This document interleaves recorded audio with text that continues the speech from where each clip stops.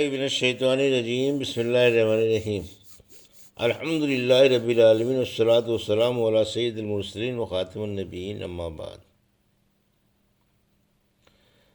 صحیح بخاری باب کتاب الجزیۃ الموادیہ، حدیث نمبر 3161، اردو ترجمہ۔ اگر بستی کے حاکم سے صلح ہو جائے تو بستی والوں سے بھی صلح سمجھی جائے گی۔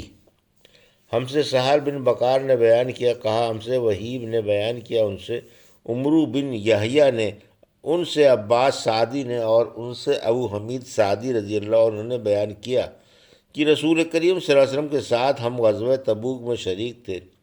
ایلا کے حاکم یوحان بن روبا نے آن صلی اللہ علیہ وسلم کو ایک سفید خچر بھیجا، اور آپ صلی اللہ علیہ وسلم نے اسے ایک چادر بطور خلعت کے اور ایک تحریر کے ذریعے اس کے ملک پر اسے ہی حاکم باقی رکھا۔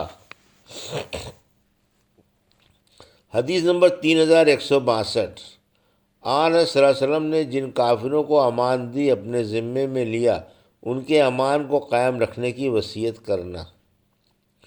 ذمہ کہتے ہیں عہد اور اقرار کو۔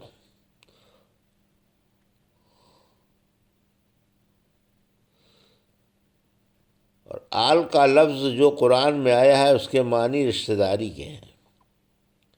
ہم سے آدم بن نبی ایاس نے بیان کیا، کہا ہم سے شعبہ نے بیان کیا، کہا ہم سے جمرہ نے بیان کیا، کہا کہ میں نے جویریہ بن قدامہ تمیمی سے سنا، انہوں نے بیان کیا کہ میں نے عمر بن خطاب رضی اللہ عنہ سے سنا تھا جب وہ زخمی ہوئے، آپ سے ہم نے عرض کیا تھا کہ ہمیں کوئی وصیت کیجیے، تو آپ نے فرمایا کہ میں تمہیں اللہ تعالیٰ کے عہد کی جو تم نے ذمیوں سے کیا ہے وصیت کرتا ہوں کہ اس کی حفاظت میں کوتاہی نہ کرنا، کیونکہ وہ تمہارے نبی کا ذمہ دار اور تمہارے گھر والوں کی روزی ہے، کہ جزیے کے روپے سے تمہارا بال بچوں کی گزران ہوتی ہے۔ حدیث نمبر 3163، اردو ترجمہ۔ آن صلی اللہ علیہ وسلم کا بحرین سے معاہدین کو کچھ معاش دینا اور بحرین کی آمدنی اور جزیے میں سے کسی کو کچھ دینے کا وعدہ کرنا، اس کا بیان، اور اس کا کہ جو مال کافروں سے بن کر بن لڑے ہاتھ آئے یا جزیہ، وہ کن لوگوں میں تقسیم کیا جائے۔ ہم سے احمد بن یونس نے بیان کیا، کہا ہم سے ظہیر نے بیان کیا، ان سے یحییٰ بن سعید انصاری نے بیان کیا کہ میں نے انس رضی اللہ عنہ سے سنا، انہوں نے بیان کیا کہ نبی کریم صلی اللہ علیہ وسلم نے انصار کو بلایا تاکہ بحرین میں ان کے لیے کچھ زمین لکھ دیں، لیکن انہوں نے عرض کیا کہ نہیں، خدا کی قسم ہمیں اسی وقت وہاں زمین عنایت فرمائیے جب اتنی زمین ہمارے بھائی قریش مہاجرین کے لیے بھی آپ لکھیں۔ آن صلی اللہ علیہ وسلم نے فرمایا جب تک اللہ کو منظور ہے یہ معاش ان کو بھی، یعنی قریش والوں کو بھی کو ملتی رہے گی، لیکن انصار یہی اصرار کرتے رہے کہ قریش والوں کے لیے بھی سندیں لکھ دیجیے۔ جب آپ نے انصار سے فرمایا کہ میرے بعد تم یہ دیکھو گے کہ دوسروں کو تم پر ترجیح دی جائے گی، لیکن تم صبر سے کام لینا تاکہ کہ تم آخر میں مجھ سے آ کر ملو، جنگ اور فساد نہ کرنا۔ حدیث نمبر 3164، اردو ترجمہ۔ ہم سے علی بن عبداللہ نے بیان کیا، انہوں نے کہا ہم سے اسماعیل بن ابراہیم نے بیان کیا، انہوں نے کہا کہ مجھے روح بن قاسم نے خبر دی، انہوں نے محمد بن منقدر نے بیان کیا کہ جابر بن عبداللہ رضی اللہ عنہ نے بیان کیا کہ رسول اللہ صلی اللہ علیہ وسلم نے مجھ سے فرمایا تھا کہ اگر ہمارے پاس بحرین سے روپے آیا تو میں تمہیں اتنا اتنا اتنا 3 لفظ دوں گا۔ پھر جب آن صلی اللہ علیہ وسلم کی وفات ہو گئی اور اس کے بعد بحرین کا روپیہ آیا تو ابو بکر رضی اللہ عنہ نے فرمایا کہ رسول اللہ صلی اللہ علیہ وسلم نے اگر کسی سے کوئی دینے کا وعدہ کیا ہو تو وہ ہمارے پاس آئے۔ چنانچہ میں حاضر ہوا اور عرض کیا کہ آج حضرت صلی اللہ علیہ وسلم نے مجھ سے فرمایا تھا کہ اگر بحرین کا روپیہ ہمارے ہاں آیا تو میں تمہیں اتنا اتنا اور اتنا دوں گا۔ اس پر انہوں نے فرمایا کہ اچھا، 1 لب بھرو، میں نے 1 لب بھری۔ پھر تو انہوں نے فرمایا کہ اسے شمار کرو۔ میں نے شمار کیا تو 500 تھا۔ پھر انہوں نے مجھے 1500 عنایت فرمایا۔ حدیث نمبر 3165، اردو ترجمہ۔ اور ابراہیم بن تہمان نے بیان کیا، ان سے عبدالعزیز بن صہیب نے، اور ان سے سیدنا انس بن مالک رضی اللہ عنہ نے کہ نبی کریم صلی اللہ علیہ وسلم کے یہاں بحرین سے خراج کا روپیہ آیا تو آپ صلی اللہ علیہ وسلم نے فرمایا کہ اسے مسجد میں پھیلا دو۔ بحرین کا وہ مال ان تمام اموال میں سے زیادہ تھا جو اب تک رسول اللہ صلی اللہ علیہ وسلم کے یہاں آ چکے تھے۔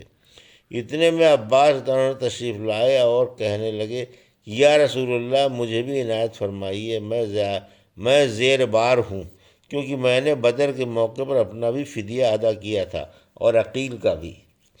آن صلی اللہ علیہ وسلم نے فرمایا کہ اچھا لے لیجئے۔ چنانچہ انہوں نے اپنے کپڑے میں روپیہ بھر لیا، لیکن اٹھ نہ سکا تو اس میں سے کم کرنے لگے، لیکن کم کرنے کے بعد بھی نہ اٹھ سکا تو عرض کیا کہ آن حضور صلی اللہ علیہ وسلم کسی کو حکم دے کہ اٹھانے میں میری مدد کرے۔ آن صلی اللہ علیہ وسلم نے فرمایا کہ ایسا نہیں ہو سکتا۔ انہوں نے کہا کہ پھر آپ خود ہی اٹھوا دیں۔ فرمایا کہ یہ بھی نہیں ہو سکتا۔ پھر عباس رضی اللہ عنہ نے اس میں سے کچھ کم کیا، لیکن اس پر بھی نہ اٹھا سکے تو کہا کہ کسی کو حکم دیجئے کہ وہ اٹھا دے۔ فرمایا کہ نہیں، ایسا نہیں ہو سکتا۔ انہوں نے کہا پھر آپ ہی اٹھا دیں۔ حضور صلی اللہ علیہ وسلم نے فرمایا کہ یہ بھی نہیں ہو سکتا۔ آخر اس میں سے انہیں پھر کم کرنا پڑا، اور تب کہیں جا کے اسے اپنے کاندھے پر اٹھا سکے اور لے کر جانے لگے۔ آن صلی اللہ علیہ وسلم اس وقت تک انہیں برابر دیکھتے رہے جب تک وہ ہماری نظروں سے چھپ نہ گئے۔ ان کے حرص پر آپ صلی اللہ علیہ وسلم نے تعجب فرمایا، اور آپ اس وقت تک وہاں سے نہ اٹھے جب تک وہاں 1 درہم بھی باقی رہا۔ حدیث نمبر 3166، اردو ترجمہ۔ کسی ذمی کافر کو ناحق مار ڈالنا کیسا گناہ ہے؟ ہم سے قیس بن حفص نے بیان کیا، انہوں نے کہا ہم سے عبد الواحد نے بیان کیا، انہوں نے کہا ہم سے حسن بن عمرو نے بیان کیا، انہوں نے کہا ہم سے مجاہد نے بیان کیا، اور ان سے عبداللہ بن عمرو رضی اللہ عنہ نے بیان کیا کہ نبی کریم صلی اللہ علیہ وسلم نے فرمایا جس نے کسی ذمی کو ناحق قتل کیا وہ جنت کی خوشبو بھی نہ پا سکے گا، حالانکہ جنت کی خوشبو 40 سال کی راہ سے سونگھی جا سکتی ہے۔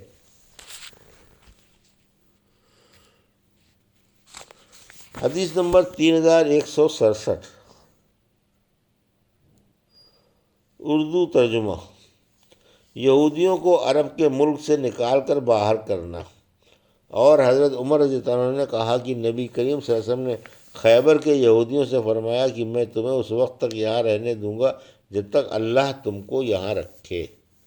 ہم سے عبداللہ بن یوسف نے بیان کیا، کہا ہم سے لیث بن سعد نے بیان کیا، کہا کہ مجھے سعید مقبری نے بیان کیا، ان سے ان کے والد ابو سعید نے کیا، ابو ہریرہ رضی اللہ عنہ نے بیان کیا کہ ہم ابھی مسجد نبوی میں موجود تھے کہ نبی کریم صلی اللہ علیہ وسلم تشریف لائے اور فرمایا کہ یہودیوں کی طرف چلو۔ چنانچہ ہم روانہ ہوئے، اور جب بیت المدارس یہودیوں کا مدرسہ پہنچے تو آپ صلی اللہ علیہ وسلم نے ان سے فرمایا کہ اسلام لاؤ تو سلامتی کے ساتھ رہو گے، اور سمجھ لو کہ زمین اللہ اور اس کے رسول کی ہے، اور میرا ارادہ ہے کہ تمہیں اس ملک سے نکال دوں۔ پھر تم میں سے اگر کسی کی جائیداد کی قیمت آئے تو اسے بیچ ڈالے۔ اگر تم اس پر تیار نہیں ہو تو تمہیں معلوم ہونا چاہیے کہ زمین اللہ اور اس کے رسول ہی کی ہے۔ حدیث نمبر 3168، اردو ترجمہ۔ ہم سے محمد بن سلام نے بیان کیا، ان سے سفیان بن عینیہ نے بیان کیا، ان سے سلیمان اخول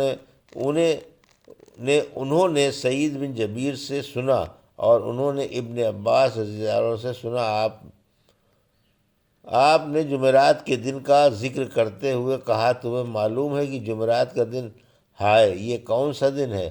اس کے بعد وہ اتنا روئے کہ آنسوؤں سے کنکریاں تر ہو گئیں۔ سعید نے کہا میں نے عرض کیا یا ابو عباس جمعرات کے دن سے کیا مطلب ہے؟ انہوں نے کہا کہ اسی دن رسول اللہ صلی اللہ علیہ وسلم کی تکلیف یعنی مرض الوفات میں شدت پیدا ہوئی تھی، اور آپ صلی اللہ علیہ وسلم نے فرمایا تھا کہ مجھے لکھنے کا ایک کاغذ دے دو تاکہ میں تمہارے لیے ایک ایسی کتاب لکھ جاؤں جس کے بعد تم کبھی گمراہ نہ ہو۔ اس پر لوگوں کا اختلاف ہو گیا۔ پھر آنظر صلی اللہ علیہ وسلم نے خود ہی فرمایا کہ نبی کی موجودگی میں جھگڑنا غیر مناسب ہے۔ دوسرے لوگ کہنے لگے بھلا کیا آنظر صلی اللہ علیہ وسلم بیکار باتیں فرمائیں گے؟ اچھا پھر پوچھ لو۔ یہ سن کر آنظر صلی اللہ علیہ وسلم نے فرمایا کہ مجھے میری حالت پر چھوڑ دو، کیونکہ اس وقت میں جس عالم میں ہوں وہ اس سے بہتر ہے جس کی طرف تم مجھے بلا رہے ہو۔ اس کے بعد آنظر صلی اللہ علیہ وسلم نے 3 باتوں کا حکم فرمایا کہ مشرکوں کو جزیہ عرب سے نکال دینا، اور وفود کے ساتھ اسی طرح خاطر تواضع کا معاملہ کرنا جس طرح میں کیا کرتا تھا۔ تیسری بات کچھ بھلی سی تھی، یا تو سعید نے اس کو بیان نہ کیا یا میں بھول گیا۔ سفیان نے کہا یہ جملہ تیسری بات کچھ بھلی سی تھی سلیمان احوال کا کلام ہے، اور یہ بھی کہ اسامہ کا لشکر تیار کر دینا، یا نماز کی حفاظت کرنا، یا لونڈی غلاموں سے اچھا سلوک کرنا۔ یہ تھی صحیح بخاری باب کتاب الجزیۃ و مواد کی حدیث نمبر 3161 سے 3168 کا اردو ترجمہ جو ابھی آپ نے سماعت فرمایا۔ اللہ سے دعا ہے کہ اللہ میں حدیثوں کی صحیح سمجھ عطا فرما اور ان پر عمل کرنے کی توفیق عطا فرما۔ آمین یا رب العالمین۔